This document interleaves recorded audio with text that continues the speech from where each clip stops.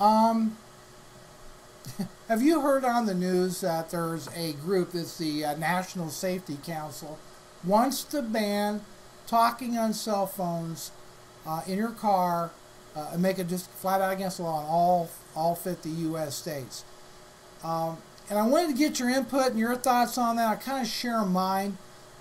And that is, like anything, you can be abused, but we can't regulate human behavior. What is the fundamental difference of talking on a cell phone to somebody, maybe with a Bluetooth headset, than talking to a passenger, being distracted by kids in the back, or for that matter, any kind of distraction? Yes, I totally agree that we should be paying attention to the rules of the road and thoroughly engaged in what we're doing, especially as more and more drivers get onto the road and crowd the highways. But things are what they are. I don't think the government has the right to tell us whether or not we can use a cell phone.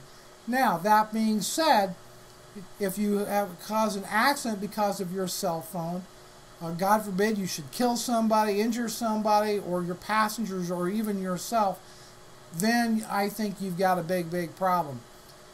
But that's the risk we take, whether we're changing a CD, whether we're fiddling with the radio station, whether I've seen people driving down the road putting on makeup, trying to smoke a cigarette, drink coffee, eat, you name it.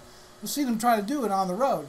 I've seen a guy trying to change his shirt once, for God's sakes, driving down the road. I've seen them reading maps, going through their mail, and they're doing this number. All those behaviors are bad. So you got to either ban it all, or I think you need to take more common sense. I sure like your input on it. I think this is totally ridiculous. I think as long as a person's using common sense, they're paying attention to the rules of the road, and necessarily not this, but maybe using like a Bluetooth headset, something like that.